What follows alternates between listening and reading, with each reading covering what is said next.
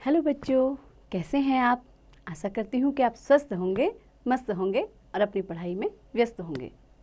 आपकी इसी पढ़ाई को ध्यान में रखते हुए आज हम पढ़ने जा रहे हैं एक नया चैप्टर, एक नया पाठ, जिसका शीर्षक है ऐसे थे बापू।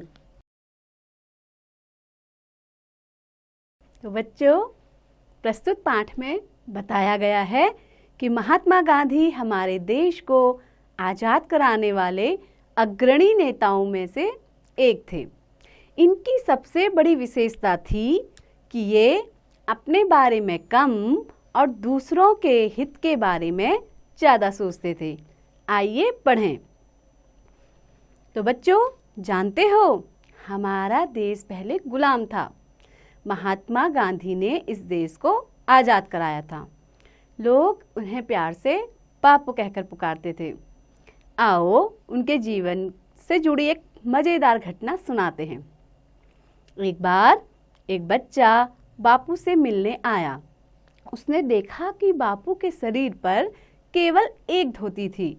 बच्चा यह देखकर हैरान था। उसने बापू से पूछा, बापू, आप केवल धोती ही क्यों पहनते हैं? क्या आपके पास कोई कुर्ता नहीं है? बापू ने कहा, मेरे पास इतने पैसे नहीं हैं कि कुर्ता सिलवा सकूं। बापू ने तो यह बात मजाक में ही कही थी, लेकिन बच्चा परेशान हो गया। उसे लगा कि बापू गरीब हैं।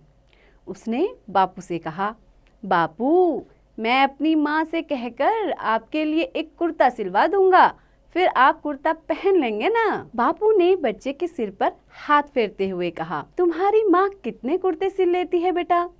बच्चा सोच में पड़ गया और मन ही मन हिसाब लगाने लगा। हिसाब लगाता लगाता वह बच्चा प्रसन्न हो उठा। वह बोला, बापू, आपको जितने कुर्ते चाहिए मेरी माँ उतने सिल देगी। बापू ने उस बच्चे से पूछा, क्या तुम्हारी माँ मेरे सभी भाई बहनों के लिए कुर्ते सिल देगी? बच्चे ने भोलेपन से पूछा, आपके कितने भाई बहन हैं?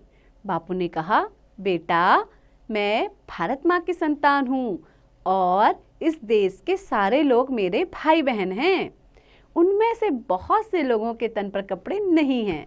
जब उन लोगों के तन पर कपड़े होंगे तभी मैं कुर्ता पहन सकता हूँ। बच्चा सोच में पड़ गया। तब बापू ने उसे प्यार से समझाया, हमारा भारत गुलाम है।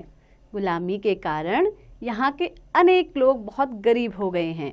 उनमें से कई तो ऐसे भी हैं जिनके पास न तो खाने को भोजन है और न पहनने को कपड़े। इसलिए तो मैं देश के सारे देशवासियों की चिंता करता हूँ। बापू की बातों का उस बच्चे के मन पर गहरा प्रभाव पड़ा। उसने मन ही मन ठान लिया कि बड़ा होकर वह भी देश की सेवा करेगा। तो बच्चों, कैसी लगी आपको ये कहानी? आपको इससे शिक्षा मिलती है कि आपको भी क्या है, बड़े होकर देश की सेवा करने के लिए अभी से संकल्प ले लेना चाहिए। और गांधी जी की बातों से आप ये सीख सकते हैं कि हमारे देश के जितने भी लोग हैं वो आपके क्या हैं, भाई बहन जैसे हैं।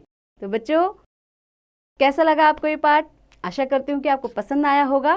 तो पढ़ते रहिए, आगे बढ़ते रहिए और हाँ, इसका अभ्यास भी जरूर कीजिए।